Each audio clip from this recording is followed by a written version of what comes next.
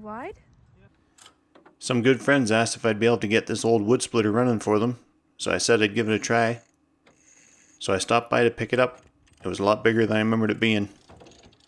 A little too big for the trailer, but I wasn't about to give up.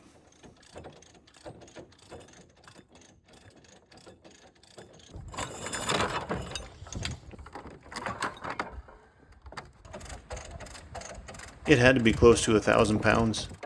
I used this farm jack to get the driver's side tire up on the side rail of the trailer, and it wouldn't go quite high enough, so I ended up using a big log as a lever to get the tire up on the side rail. A little bit sketchy, but it got the job done. If you were watching closely, you might have noticed that we snapped the taillight off as well.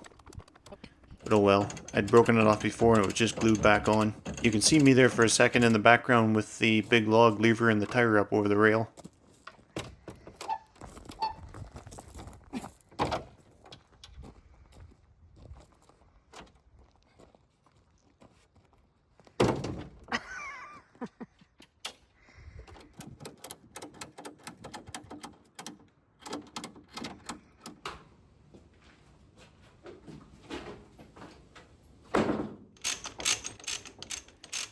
Unloading it at home, we had gravity on our side.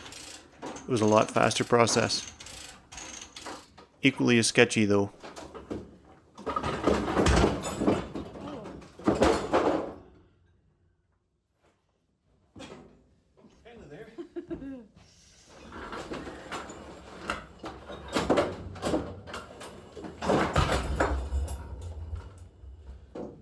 So I'm not really ready to dive right into this project yet. I'm just doing a little exploratory poking to see how much work it's going to take to get this motor running.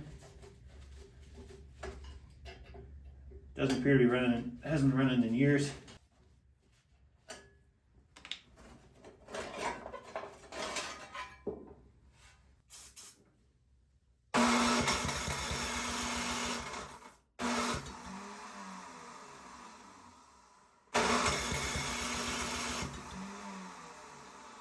So yeah, I think it'll be fine. I'll take that carburetor apart and clean it. Dump out that old gas tank. Clean it out. I think the motor is salvageable. Then we'll get it running first, and then we'll just work our way through all the components. Get it running like a brand new one. Let's hope. So we're back in the sea can, and this project's gonna be one of those projects that's gonna chew away at whenever I get a spare moment. So the motor's got decent spark, but it's not even remotely trying to fire. So I'm going to take this carburetor off, and give it a good cleaning in the workshop and work my way out from there. See what we can find.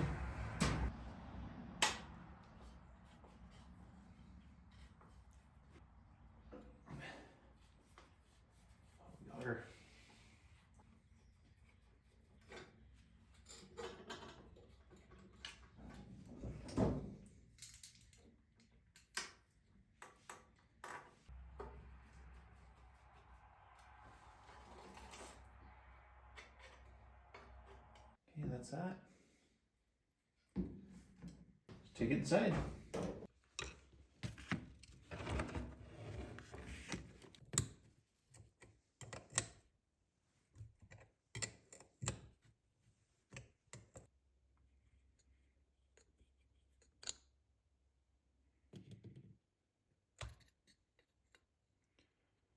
Ooh, I'd say that's a bit crunchy.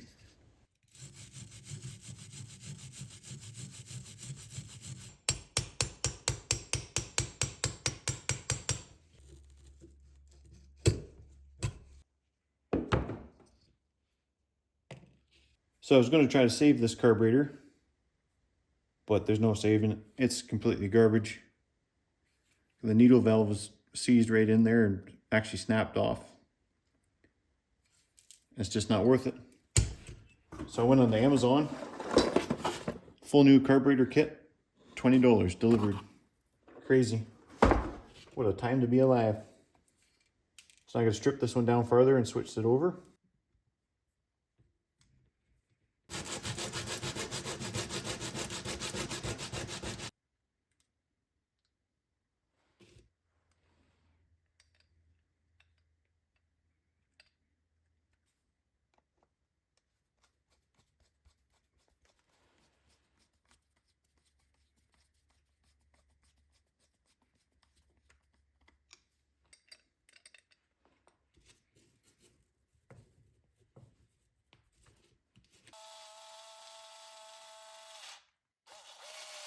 Okay, so I think that concludes the inside part. Now we can go back out to the C-can, install it back on there and hook up all the linkages. That's going to take some figuring. I should have took better pictures. Fuel line's back on.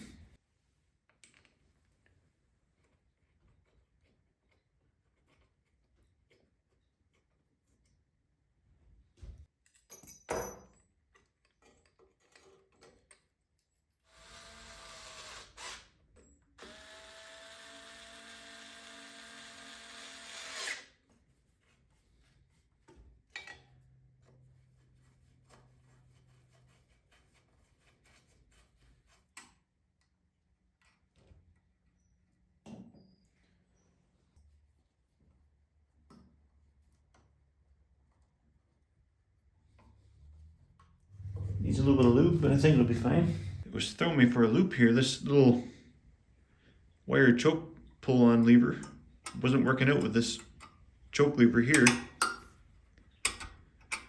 So I just went back in the workshop and investigated the old carburetor, and this mechanism here was slightly different on the old one, so I'm going to eliminate this and just use this for the choke, which is fine. We'll drain out the old gasoline here now and make sure the tank is clean, change the spark plug, change the fuel filter, and then throw in some fresh gas, see if it fires up. And if it fires up, we'll let it run for a minute, warm up, and then we'll change the oil, then go from there.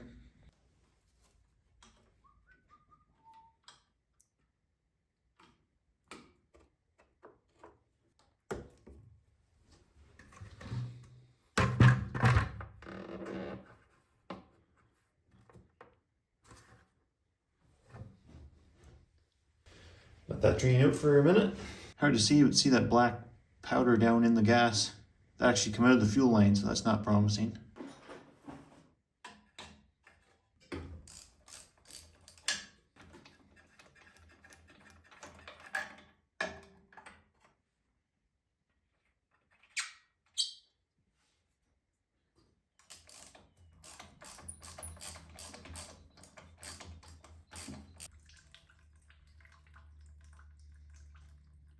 So we're going to change out this old rotten filter to a new one.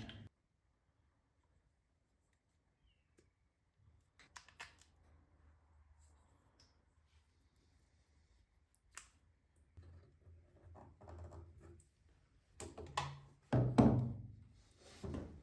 believe it's just about time to fill this thing up with gas and give it a try.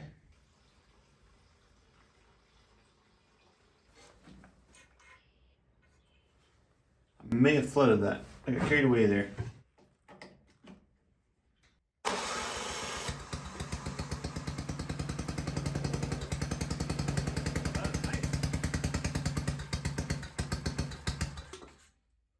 Nice-ish.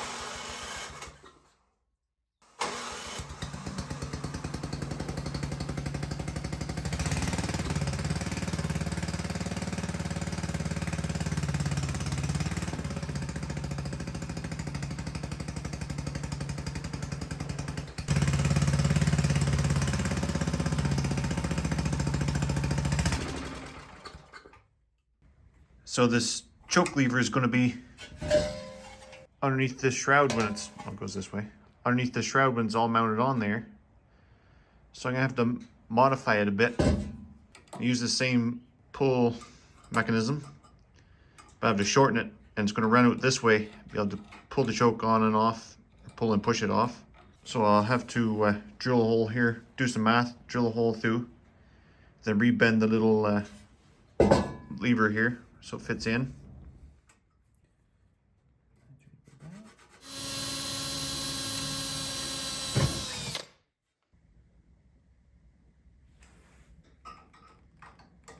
All the way in, all the way out.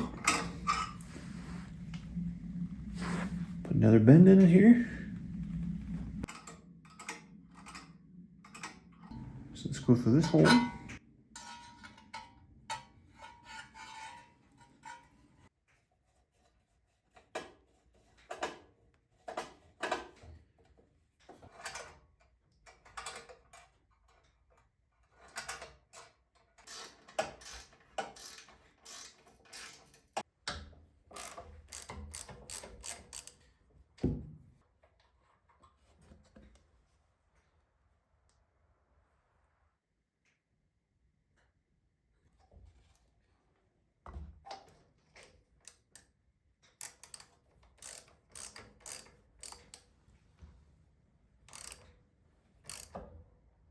Pour in the new oil, see how big a mess we can make.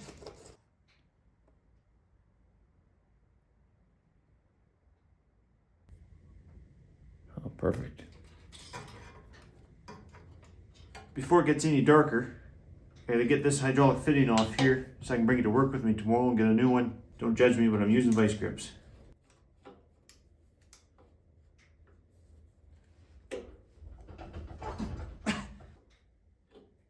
Nice.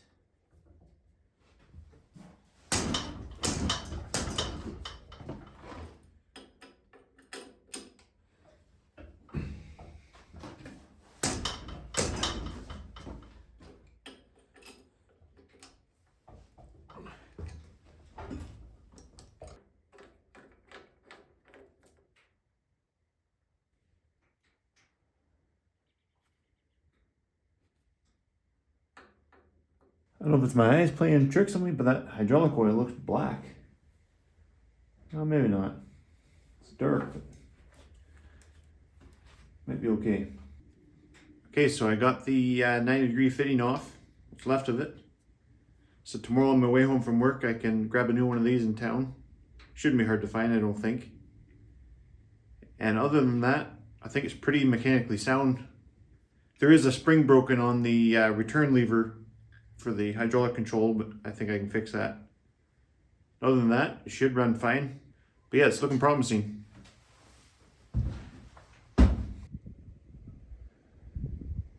Check out this weather though.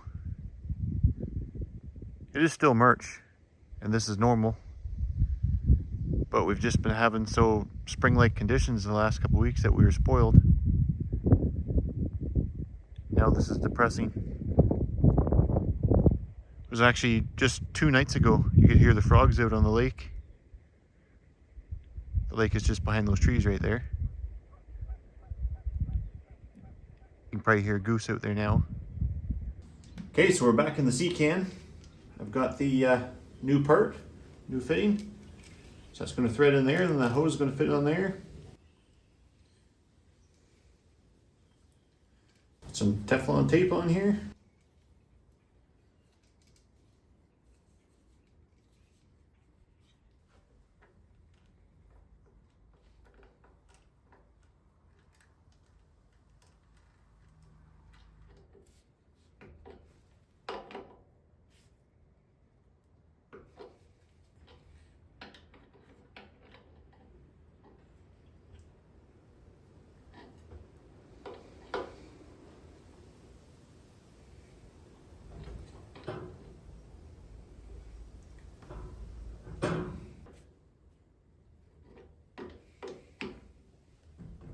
Okay, so now we can put the belt back on the engine and fire it up.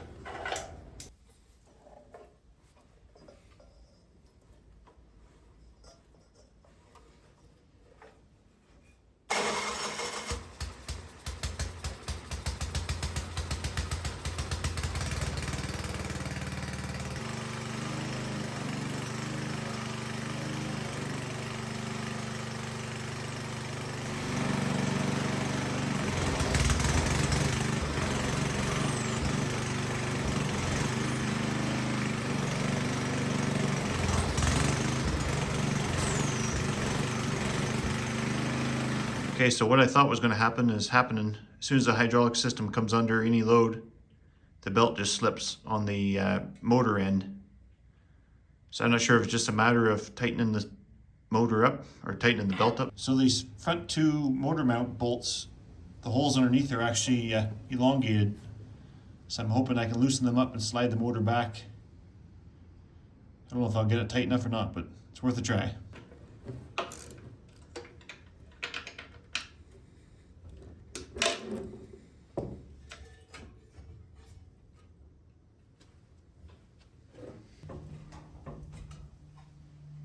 So after studying this a bit more, I've decided I think what we've got going on here is this is a project that never was finished.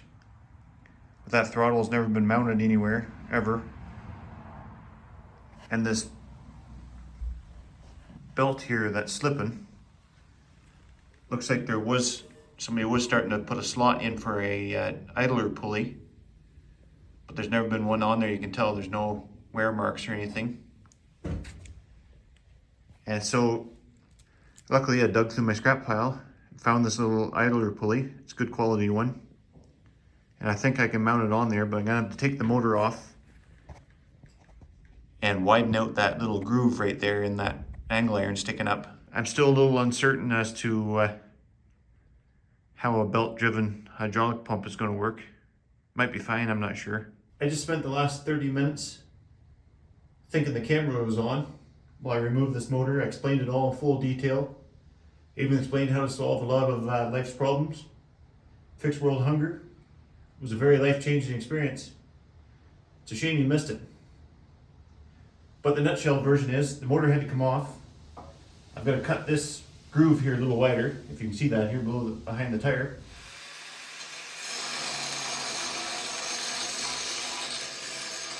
So now this idler pulley can mount. Oh, that's trippy, reaching from behind the camera. It's going to mount like that.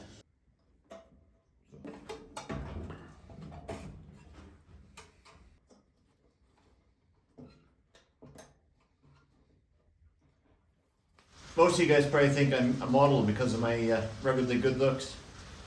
But I actually have a very physical day job. And my wrist is killing me. I have tendonitis really bad. It's all swelled up. So using a ratchet is very painful.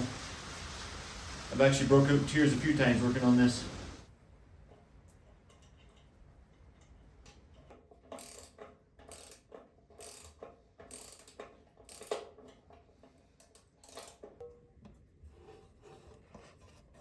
So here's the little idler pulley that I installed.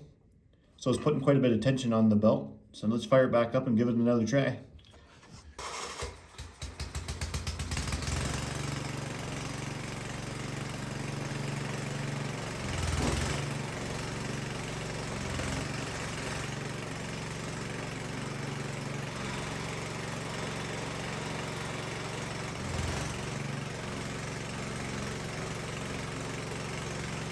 Okay, so this looks promising. I had some power that time to split the wood no problem without any hesitation. It is a smaller motor. I think that's an 8 horsepower, but that should be lots of power. So now we're going to start cleaning up this thing, getting rid of some of these junk clamps on here that serve no purpose. Don't work anyways. Try to make it look a little cleaner. So I'm going to attempt to mount this right here. It puts a bit of curl in that, but I think that'll be fine. A little bit of preventative maintenance here.